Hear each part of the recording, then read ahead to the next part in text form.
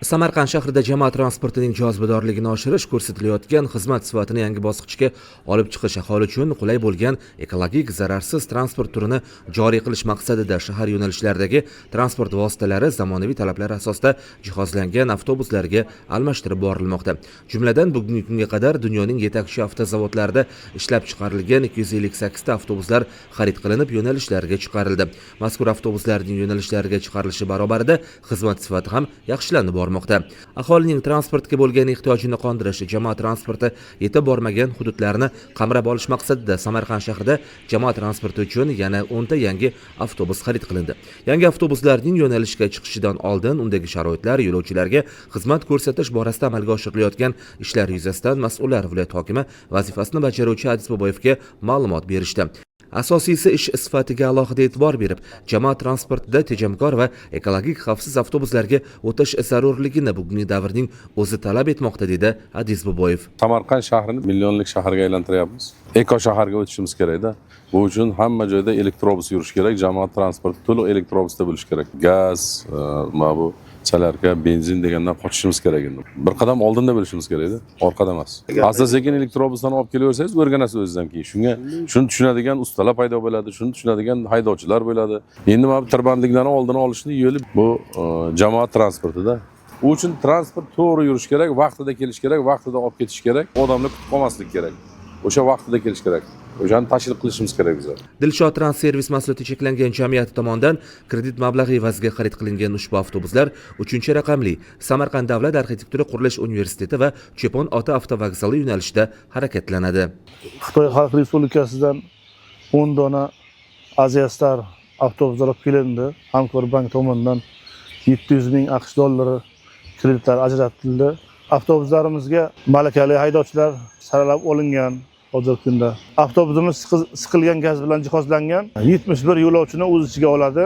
Viloyat rahbari avtobus salonida yo'lovchi va haydovchilarga yaratilgan sharoitlarni ko'zdan kechirdi. Mazkur avtobuslar to'liq zamonaviy talablar asosida jihozlangan. Avtobus salonida isitish, sovutish tizimi mavjud. Shuningdek, imkoniyati cheklangan shaxslar uchun pandus hamda alohida joy ajratilgan. Xavfsizlik nuqtai nazaridan avtobus salonida kuzatuv kameralari hamda elektron to'lov validatorlari, xavotir tugmasi, mobil qurilmalarni quvvatlash uchun port, avtobuslar harakatini kuzatib borish uchun GPS qurilmasi o'rnatilgan. Avtobusga ichiga tiqilinch odam ko'p bo'lgan holatlar ko'pmi yoki svobodnimi? Nimaga bog'liq bu? Hozirgi kunda mana bu yerda bizda ishlayapmiz, mana 22-yo'nalish bizlarda-da.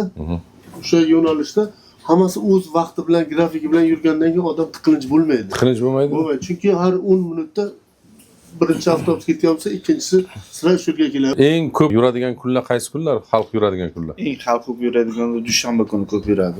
Keyin chorshanba kuni ko'p yuradi, juma kuni.